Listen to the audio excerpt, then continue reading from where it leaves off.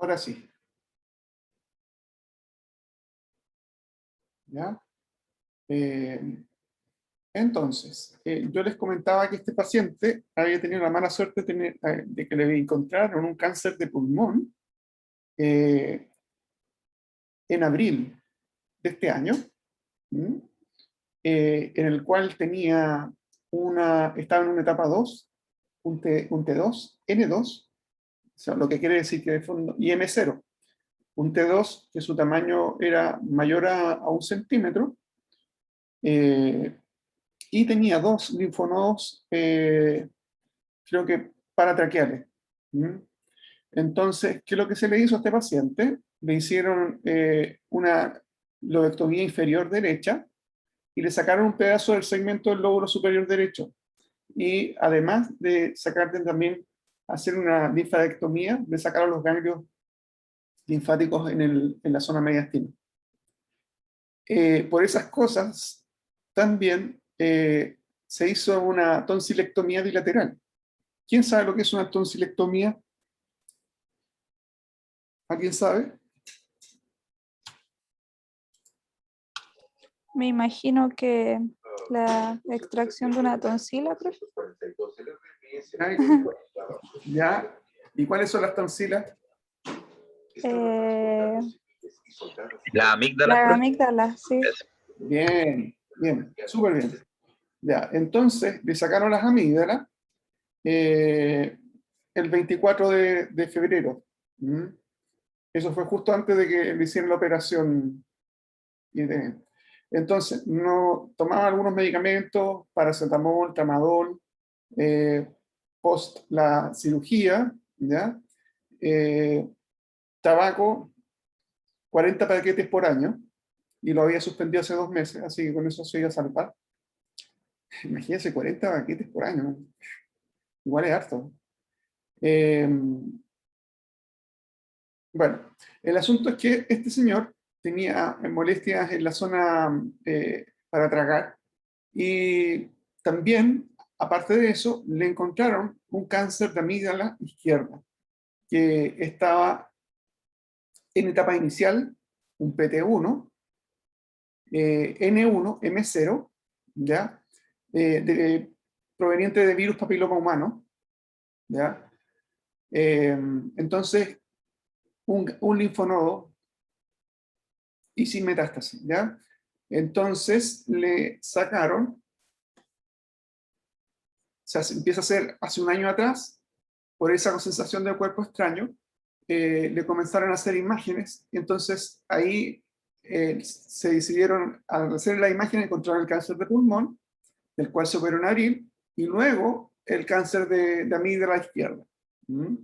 Se hizo un PET en el cual mostraba una masa amigdaliana de 19 por 17 milímetros, con un índice de captación de 9,7, compatible con neoplasia epitelial primaria, y una adenopatía ipsilateral de 3,2 por 2,4 centímetros en el grupo 2, con un índice de captación de 9,5. ¿Ya? También apareció un nódulo pulmonar de 2 centímetros en el segmento superior, lobo inferior perdón, en el segmento superior del lóbulo, con un índice de captación de 3. ¿Ya? Se hace un PET-CT luego, el 23 de febrero, saliéndose solamente la lesión amigdaliana izquierda, la adenopatía hipermetabólica ipsilateral, y con el nódulo de 2,4 centímetros, y una adenopatía iliar derecha de 1,5. ¿Ya? Se hizo un TAC de cerebro que no mostraba evidencia de enfermedad, y se realizó un EBUS. ¿Ya? Un EBUS donde se extrajeron 7 ganglios, 10 de 20 milímetros y 10 de 20 milímetros. G7 positivo para carcinoma de células pequeñas. ¿Quién sabe lo que es un EBUS? El examen de EBUS.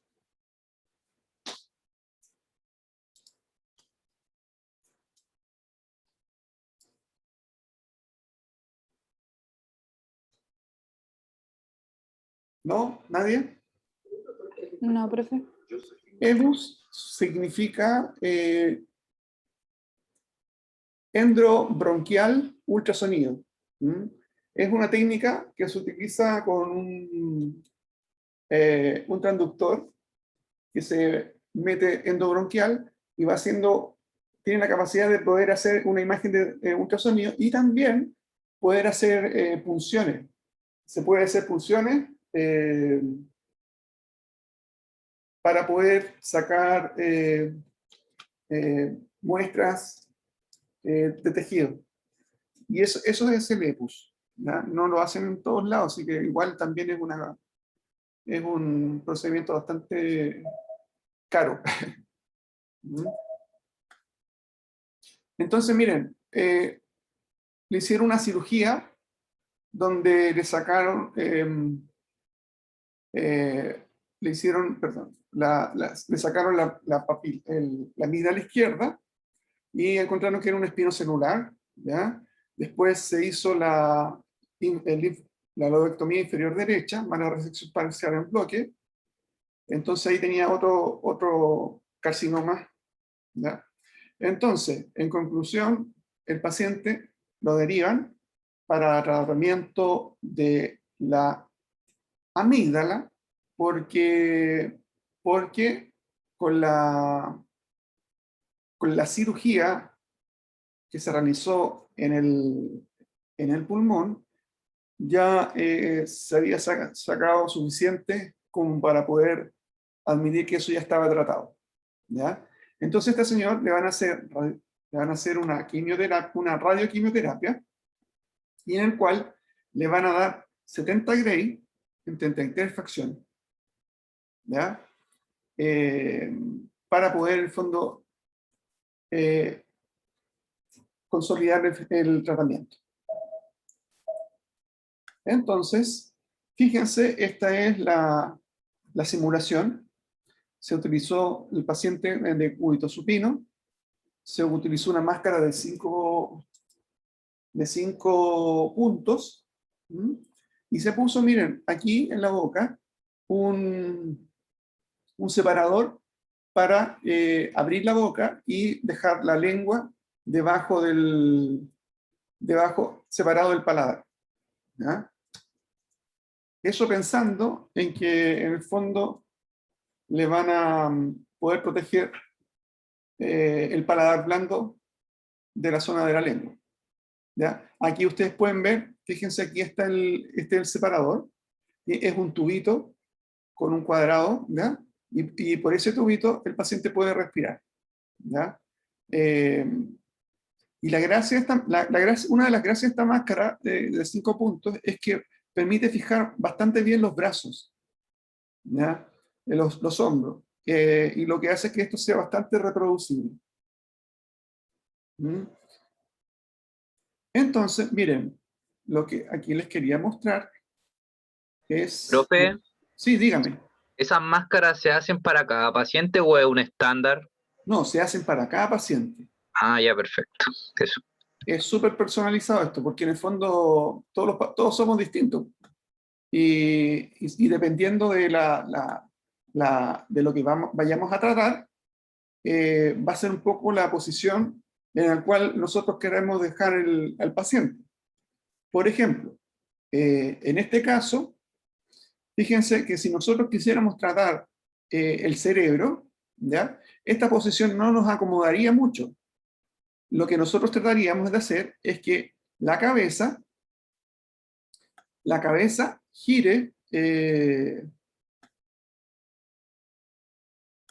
gire en este sentido, hacia este lado.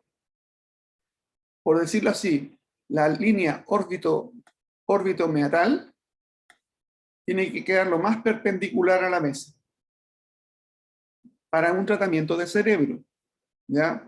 Ahora, como este no es un tratamiento de cerebro, es un tratamiento de cuello, lo que hacemos es todo lo contrario. Hiperextendemos el cuello, ¿ya? Cosa de, sobre todo, alejar los ojos, ¿ya? Y todos los órganos de la visión.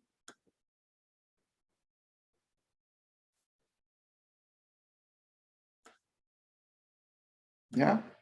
Entonces, miren, al paciente en esa posición se le hace un escáner, un TAC que en general son de cada 3 milímetros. ¿Mm? Y en esta posición lo que se hace es que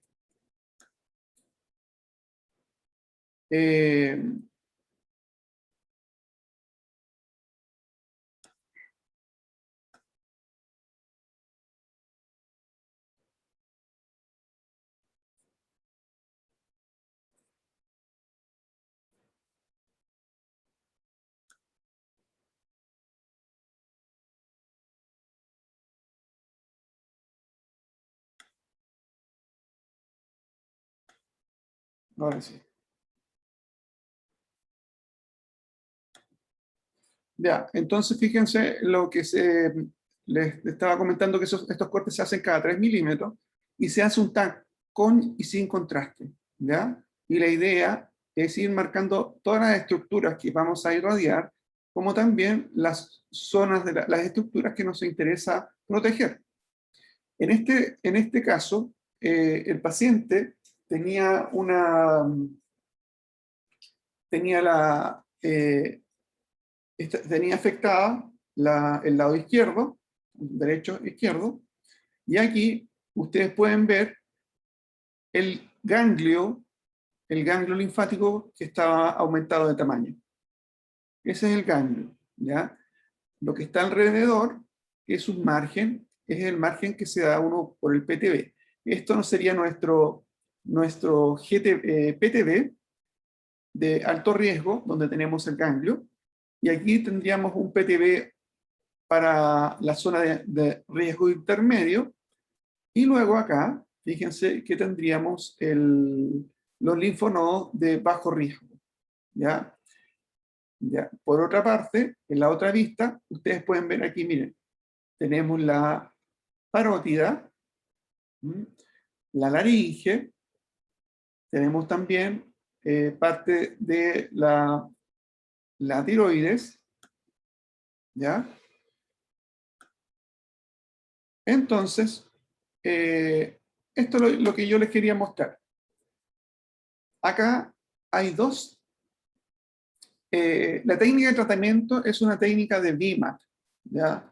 De intensidad modulada con la intensidad modulada en arco con arcoterapia, ¿ya? Aquí la diferencia es cómo fue planificado el paciente. Aquí, en la parte de abajo, esto se planificó con un arco completo, y aquí la planificación se hizo con un arco, un semiarco, que partía más o menos de este lado y terminaba aquí. ¿Ya? Esta es la vista axial, aquí tenemos una vista coronal, y aquí tenemos una vista sagital. ¿Ya? En rojo, acá están las líneas de isodosis. En rojo aquí tenemos 70 Gray, 69.96, pero son 70. Tenemos luego en naranja 63, en amarillo que no está prendida, está en 60, y tenemos 56 en la verde. ¿Ya? Entonces, ¿cuál creen ustedes que es el plan de tratamiento que mejor protege, o sea, cumple los criterios de cobertura y protege mejor los órganos de riesgo? ¿Mm? ¿El de arriba o el de abajo? ¿Alguien me puede decir? ¿El de arriba, profe? ¿Ya? ¿Por qué razón? Deme su Porque opinión. cubre mayormente solo el área de interés, la otra se dispersa un poco más. Ya. A mí parece. ¿Cómo es la distribución de la inferior versus la superior?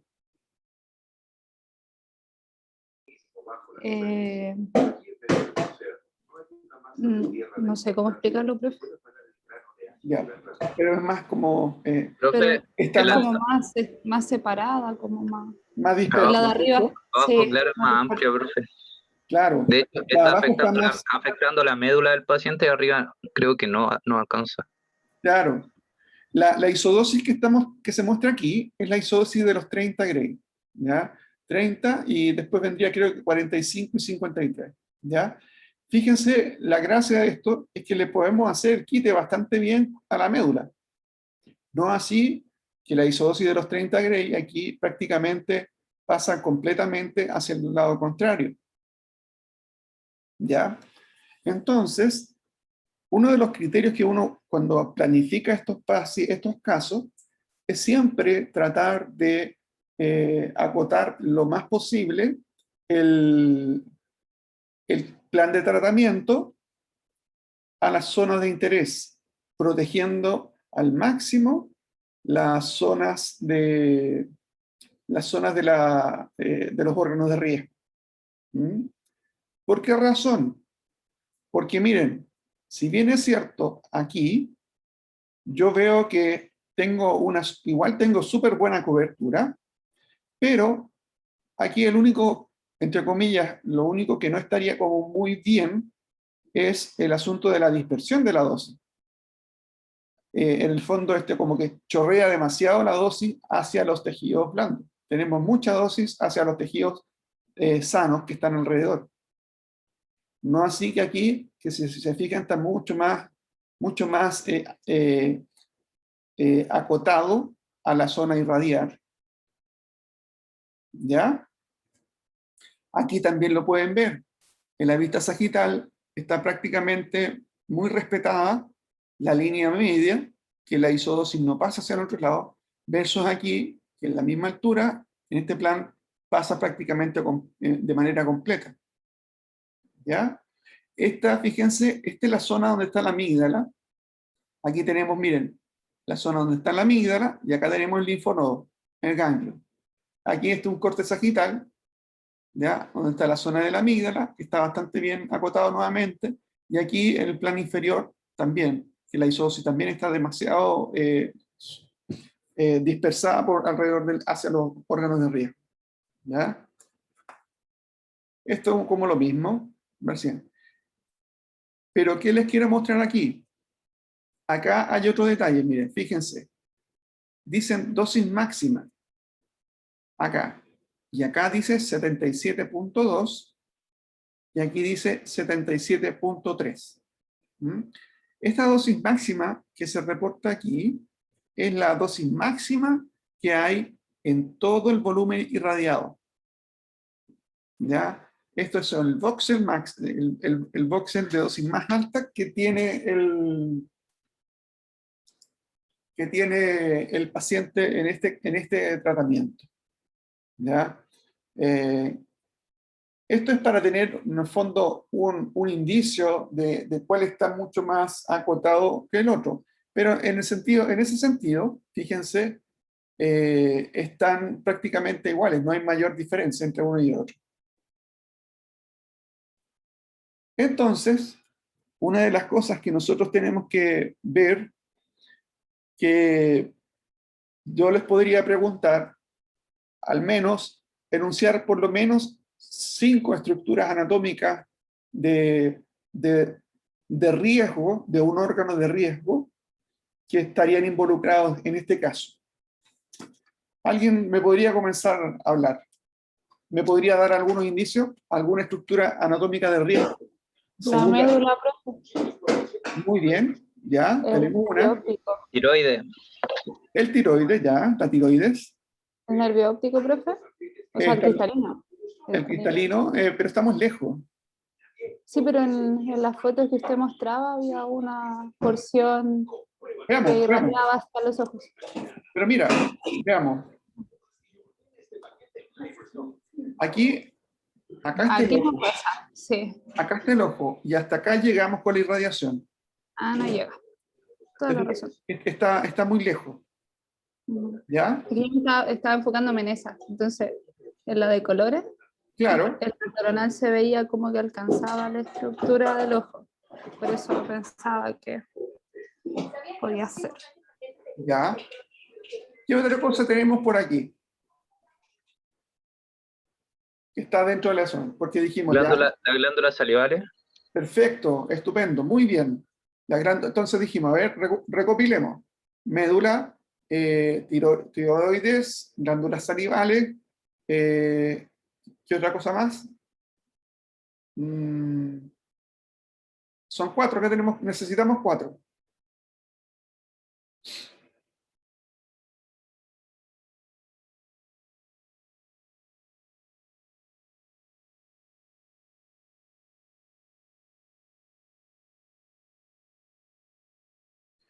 Les soplo un par. Hay dos cosas que también cuando uno hace la dosimetría nos piden proteger. La laringe, ¿ya? Y los músculos constrictores. Los constrictores de la faringe, ¿ya? ¿Cuál es la razón? Bueno, la laringe, está de más decirlo, porque en el fondo en este caso ayuda para todo lo que es la fonación, ¿ya? El órgano de la fonación, y los músculos constrictores de la faringe son los que permiten, ayudan a la deglución de la comida.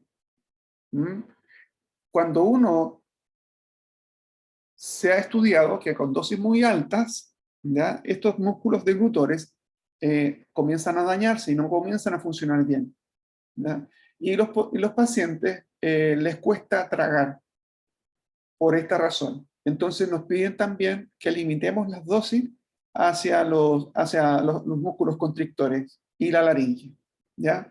Entonces aquí tenemos seis cosas que podemos proteger. Bueno, aparte también del el tronco cerebral, ¿ya? Ahí tenemos 7, ¿ya? El tronco, la médula, las parótidas, ahí van 3.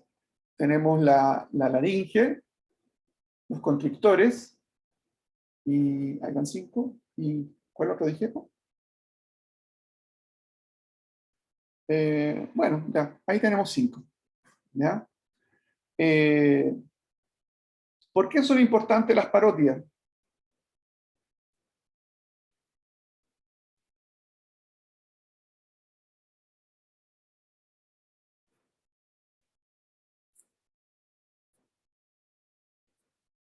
¿Para qué nos sirven las parótidas?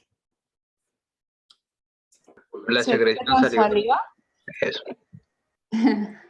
Sí, la secreción de la saliva, perfecto. Ya. ¿Qué pasa cuando no tenemos saliva?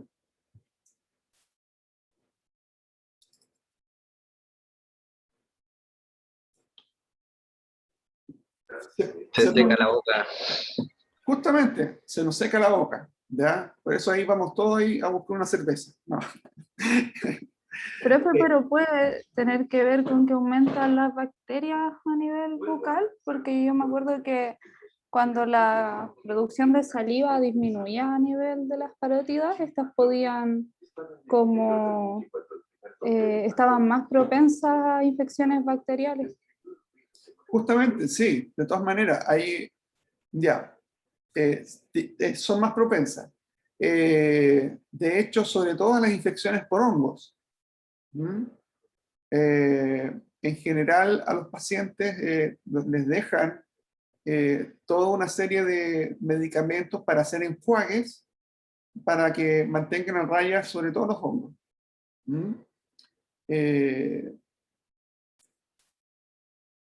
Con la radioterapia, a una dosis no muy alta, si nosotros nos pasamos de 26 Gray, una dosis de 26 Gray, a las parótidas, en promedio, 26 Gray en promedio, podemos producir una inactivación de la función de la glándula salival.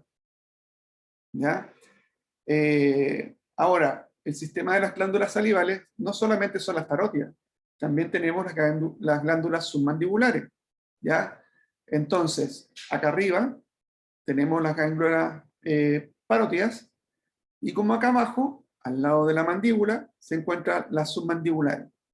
Son las más importantes en cuanto a la salivación, Y esto incide mucho en la calidad de vida del paciente post-tratamiento.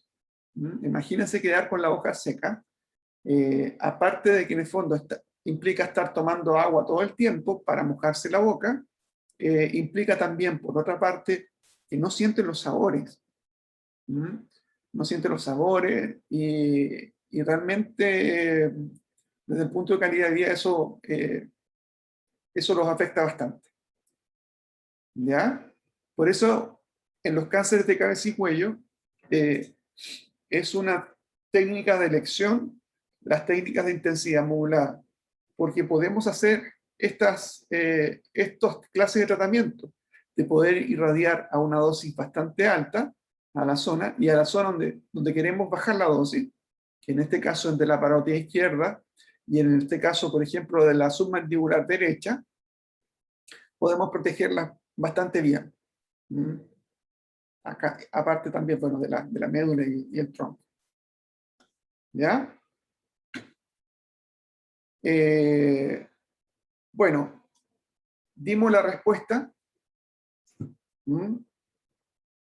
Y la razón de por qué, cuál es la más adecuada de los dos tratamientos.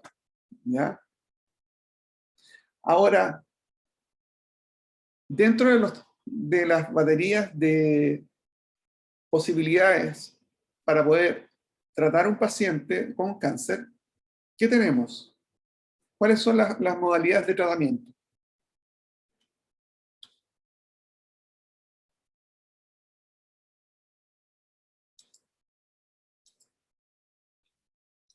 ¿Cómo se puede tratar un paciente con cáncer?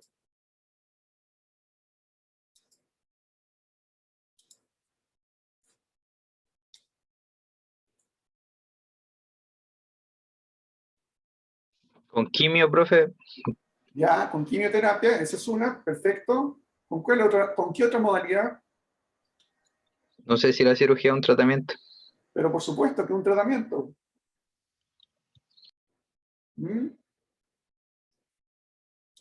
Tenemos ya con quimio, cirugía y la radioterapia. Y la radioterapia, esas son en el fondo las tres como principales opciones de tratamiento para lo que es el cáncer. ¿Ya? ¿Qué opción? ¿Cuál es el problema de la cirugía? ¿Qué creen ustedes para tratar un cabeza y cuello? ¿Cuál es el problema que tiene la cirugía?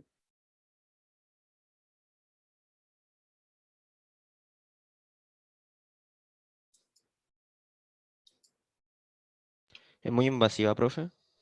Miren la cantidad de órganos de riesgo que tenemos metidos ahí entre medio. ¿Cierto? Entre comillas, la cirugía es muy mutilante. O sea, para poder hacer un tratamiento, tiene que sacar, lo que hace es sacar tejido. Y tenemos muchos órganos que están metidos ahí en la cercanía. Por lo tanto, en ese sentido, la cirugía puede ayudar, pero en cuanto a una mejor conservación de las funciones de los órganos que hay involucrados, la radioterapia tiene un mejor resultado desde el punto de vista en calidad de vida. Porque no mutila al paciente, podemos tener control local de la enfermedad y en caso de requerir, el paciente se podría reoperar. ¿Ya? Entonces, fundamentalmente, que les quede bien grabado, la radioterapia de intensidad modulada, la principal indicación son cánceres en tumores de cabeza y cuello. Hay otras indicaciones, claro, pero es una de las razones por las cuales apareció la intensidad modular. ¿Ya?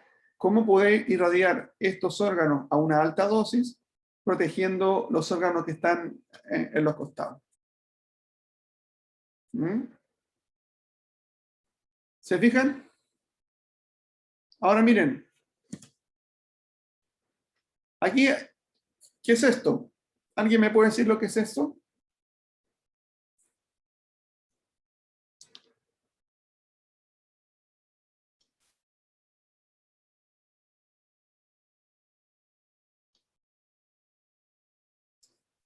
¿Qué es esta gráfica?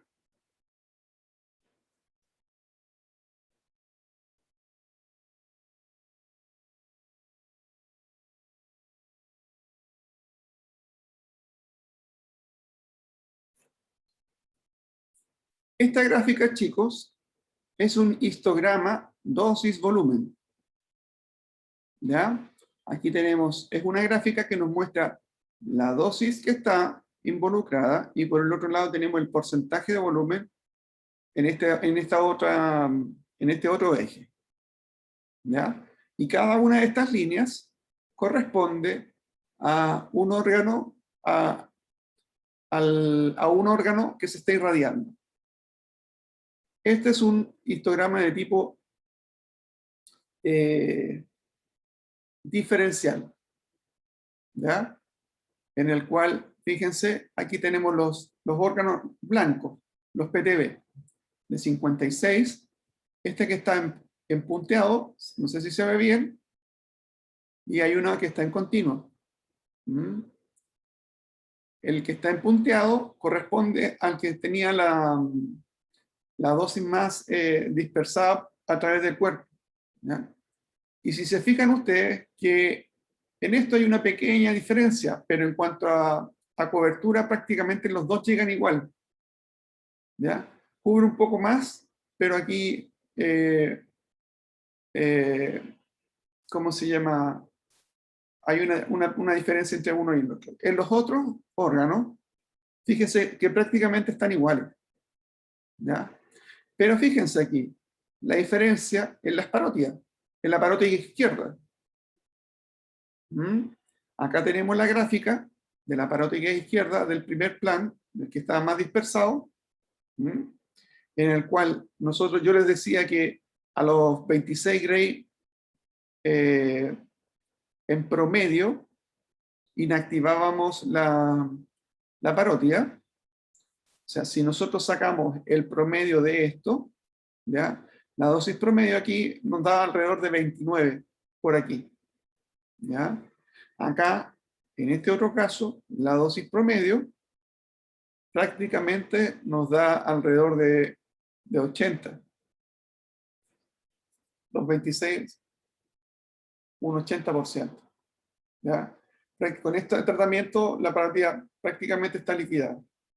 Y fíjense, aquí se puede ver también en el caso de la médula espinal. La médula espinal, la dosis máxima que se puede tolerar es hasta 45 Gray a la médula. ¿Ya?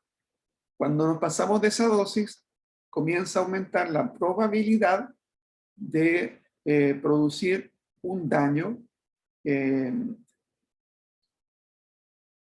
el corto plazo, como también en el largo plazo. ¿Ya? Van a ver que hay un daño que es, hablan de dosis de tolerancia 5,5 y dosis de tolerancia de 55. ¿Sí? ¿Qué es lo que quiere decir eso? ¿Cuál es la dosis de tolerancia para producir un efecto de un 5% de probabilidad de producir ese efecto a 5 años? ¿Ya? Cuando se llega a dar una dosis de 50 Gray, tenemos un 5% de probabilidad en la médula de producir una mielitis a 5 años. ¿Ya? Y cuando hablamos de una dosis de tolerancia de 55, es en el fondo es la dosis que tenemos el 50% de probabilidad de producir esta mielitis, ¿ya? En ese caso, es cuando nos pasamos a sobre 55 Gray. ¿Mm? Cuando la dosis a la médula pasa sobre 55 Gray, tenemos un 50% de probabilidad de producir una mielitis a 5 años. ¿Ya?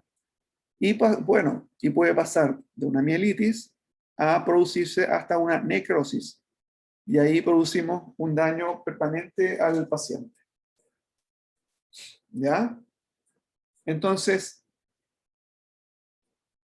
de ahí la importancia de tratar siempre de disminuir lo más que se pueda la dosis a la médula y al tronco cerebral. ¿Mm? ¿A qué correspondería la...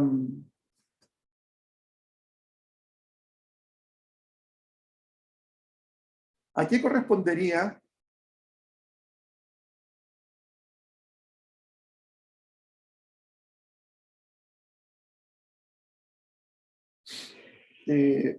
¿a qué correspondería qué clase de órganos,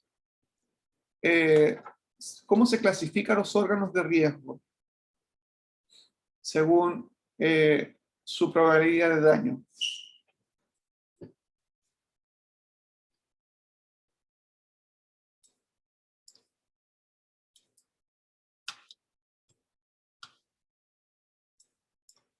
¿Alguien me puede decir?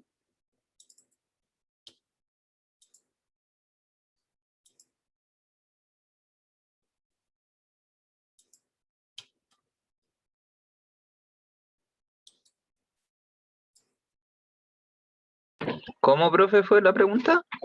La pregunta es, ¿cómo se clasifican los órganos según su función en cuanto a el daño que se le puede producir? Tenemos órganos que se comportan en...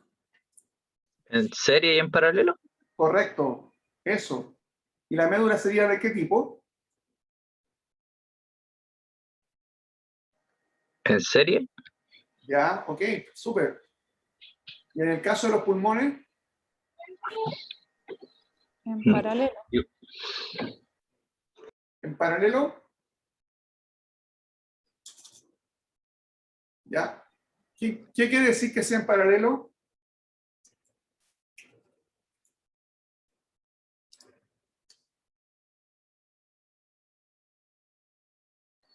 ¿Que se afectaría solo el órgano y no el sistema? El órgano y no el sistema. O sea, pero que admiten altas tasas de dosis, eso era, ¿no? No. Mm. Es como, miren, es como funciona el órgano. El órgano funciona de manera en serie o en paralelo. Para que funcione en manera en serie, la médula tiene que estar como indemne en todo su trayecto. ¿Ya? Si yo produzco un daño, una disección a un cierto nivel de la médula, todo lo que está en continuación de la médula va a dejar de funcionar. ¿Cierto?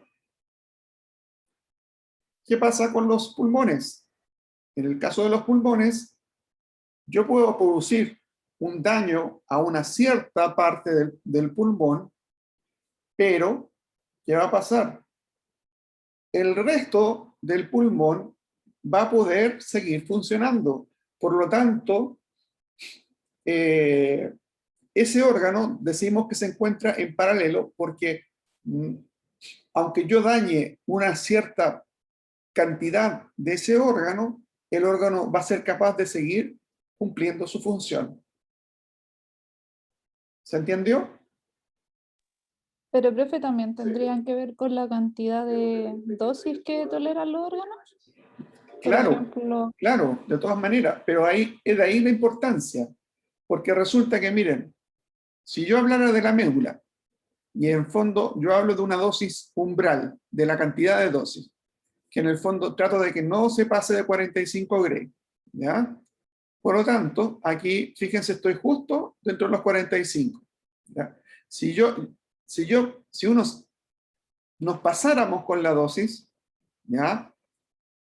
Supongamos que recibe 50, ahí estamos en la dosis, pasamos a la dosis de tolerancia de 5,5. Tenemos un 5% de probabilidad de producir una mielitis y una complicación a 5 años, ¿ya? En este órgano que es en serie. Y si se produce esa mielitis, esa complicación, vamos a producir un daño en la médula que va a dejar de hacer funcionar, va a dejar de funcionar, al cual al paciente lo vamos a dejar cuadrapléjico. Ese es el punto. ¿Sí o no? ¿Se entiende? Sí, profe, sí se entiende. ¿Ya? No así con los pulmones o con el hígado, ¿ya? El hígado, podemos irradiar una parte del hígado, pero el resto, que no recibió esa dosis en el fondo umbral, va a poder seguir funcionando y que el órgano cumpla con su función. ¿Ya? Esa es la diferencia entre lo que es en serie o en paralelo. ¿Ya? Yo aquí les puse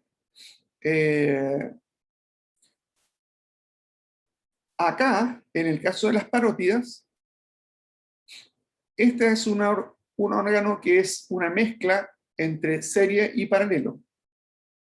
¿Por qué? Porque sabemos que con dosis mayores, mayores a 30 Gray, se inactiva la función de la glándula parótida, ¿ya? Por lo mismo, tratamos siempre de que el porcentaje de la parótida con más de 30 Gray sea siempre menor a un 50%. ¿Ya? Y por otro lado, que la dosis promedio de la parótida nunca pase más allá de 26 Gray. ¿Ya? Porque con eso inactivamos la función de, en este caso, de la parótida. ¿Ya?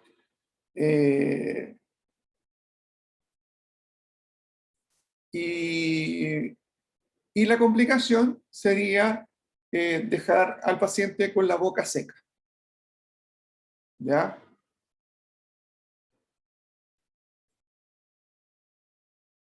¿Qué función cumple el tronco cerebral? Entonces, ese daño de quedar con la boca seca es por un tiempo o queda para siempre. Para siempre. Gracias. Pues no se recupera. Entonces ese es un poco el asunto, porque en el fondo se produce una degeneración de la glándula por el tratamiento de la radiación y no hay una recuperación. ¿Mm?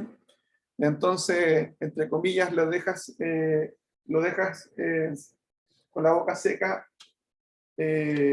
para el resto de sus días, lo que incide en su calidad de vida al paciente. ¿Ya?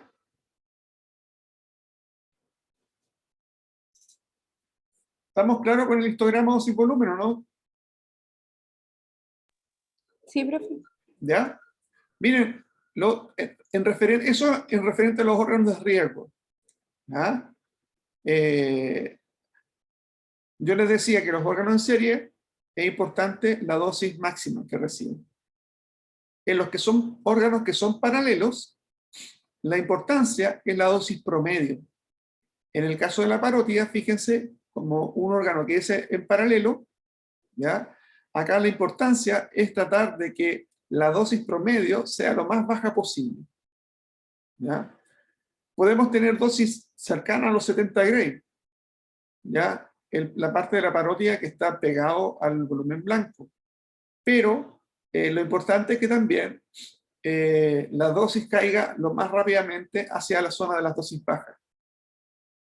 Entonces, ¿qué es lo que estoy teniendo aquí? Miren, miren, acá prácticamente un 38% o 39%. Acá hay un 39% de la parótida 39% de la parótida, que recibe al menos 30 Gray. Esa es la manera de cómo uno lee el histograma. 39% con al menos 30 Gray.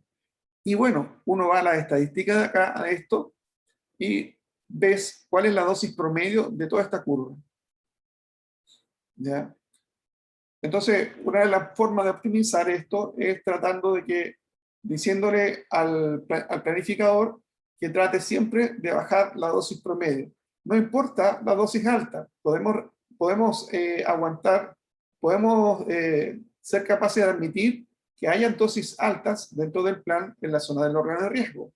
Pero acá lo importante es que la dosis baja baje lo más posible. ¿Mm? En el caso del tronco cerebral, la función del tronco cerebral, así que esas se las dejo de tarea. ¿Cuál es la función del tronco?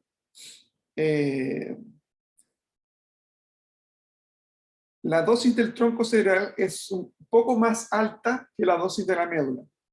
¿Ya? Al tronco cerebral, a la médula, nosotros hablamos de 45 Gray, al tronco cerebral ideal es que no pasarse de 52 Gray. ¿Ya? Pero bueno, para este caso, ahí la importancia es la dosis máxima. ¿Ya? Eso con este histograma dosis-volumen. ¿Qué les parece? Profe, esa dosis nosotros la podemos ir controlando durante el tratamiento, o sea, así como parar, si ya estamos aumentando mucho la dosis. Esa dosis es la que tú con la dosimetría, es lo que tú planificas para todo el tratamiento. Entonces, cuando estás diseñando el tratamiento, es cuando tú tienes que limitar la dosis para todo el tratamiento. ¿Ok? Entonces, con el diseño del tratamiento, en el fondo, que en el fondo esto es lo que nosotros veíamos por este lado,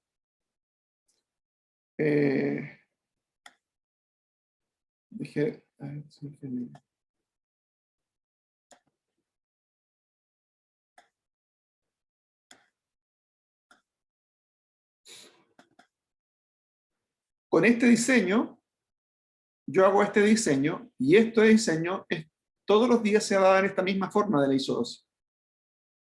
¿Ya? En el fondo, yo programo acá, supongamos que voy a programar 66 Gray en 36 fracciones. Por lo tanto, todos los días le voy a ir dando 2 Gray. 2 Gray por día. ¿Ya? Y los 2 Gray van a estar dados aquí. 2 Gray, acá otros 2 Gray, y aquí va a ir disminuyendo la dosis. Para poder que cuando terminemos con el tratamiento, podamos cumplir con esta forma, en la dosis total. ¿Se entiende? Entonces, todos los días tú le vas a dar esta forma de la isodosis, estas dosis de, pero llevadas a dosis por día, no a dosis total. ¿Mm? No sé si me entiende. Sí, profe. ¿Ya? Por lo mismo, no es una cuestión de que yo llegue a un punto y diga, ¿sabes qué? No, le voy a disminuir más la dosis a las paróticas porque, caballero, está muy, muy complicado. No. Aquí, en el fondo, es según la planificación. Por eso uno marca los volúmenes que quieres irradiar, marca los órganos de riesgo, contabilizas la dosis que le va a llegar a esos órganos de riesgo, ves también las posibles complicaciones. Fíjense aquí, una de las complicaciones que puede tener es también la irradiación de la cavidad oral. ¿Ya? En este caso, como es un cáncer de amígdala, que estamos metidos justo aquí, en la parte posterior de la lengua, es imposible no irradiar la cavidad oral. ¿Ya? Por lo tanto, en base a eso, el médico tiene que tomar las precauciones en cuanto a los cuidados que tiene que tener el paciente. Él sabe que aquí va a tener la zona de más alta dosis. Por lo mismo, como comentábamos en un principio, el paciente tiene que cuidar su higiene, tomar agua, hay unos medicamentos que tiene que aplicarse, unos enjuagues, y sobre todo pasa que cuando comienzan a irradiarse la zona de cabeza y cuello, al igual como se están irradiando las glándulas parótidas, hay una pérdida de la salivación. Hay una pérdida de salivación que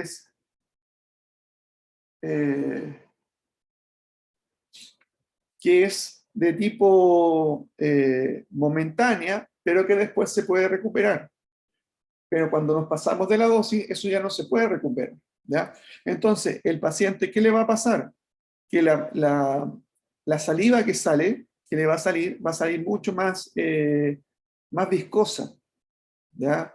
De hecho, cada vez que quiera botar saliva, él se va a quedar con la sensación de como que tiene algo atrapado dentro de la boca. E incluso lo que hacen los pacientes es meterse los dedos con un pañuelo para sacarse la saliva. A ese punto. Entonces, todas estas cosas, el médico ya puede ir previendo los cuidados que tiene que tener y las posibles complicaciones que va a tener el paciente. ¿Ya? Y esto, bueno, se pone dentro de la balanza en cuanto a los beneficios versus el daño que tú le puedas producir al paciente por el tratamiento. ¿Ya? ¿Es esto sufrir esta consecuencia o morirse de una manera espantosa? Realmente un cáncer de cabeza y cuello no tratado es realmente espantoso, o sea, es como que si se fueran pudriendo por dentro. ¿Ya? ¿Alguna duda? ¿Pregunta?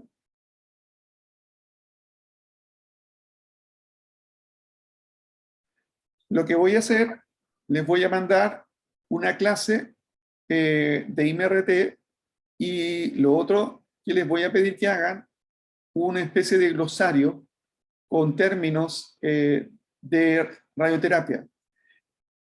Ese glosario lo pueden sacar del libro Chang, que se lo adjunté dentro de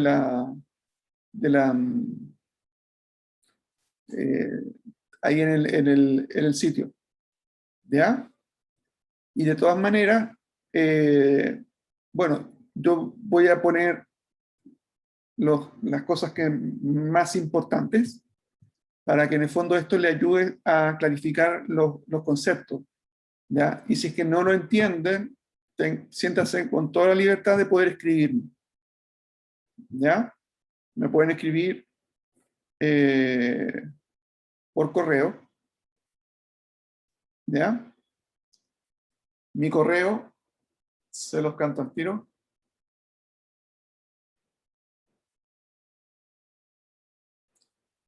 Mi correo.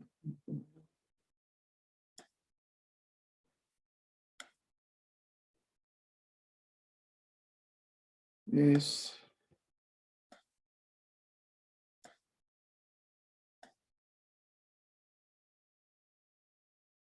mejor así.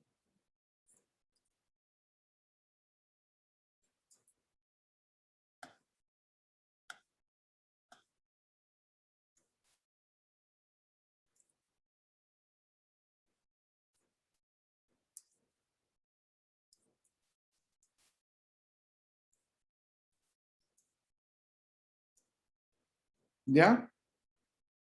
Ese es mi correo.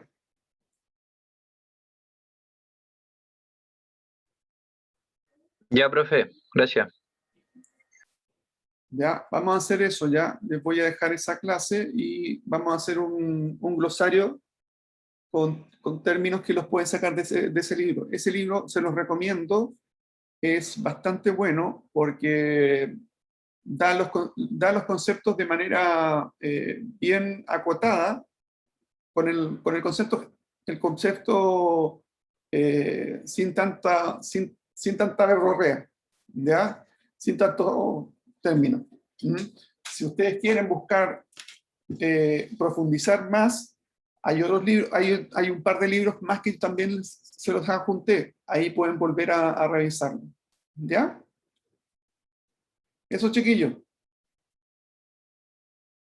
¿Alguna duda? Ya, profe. No, ninguna duda. ¿Sí?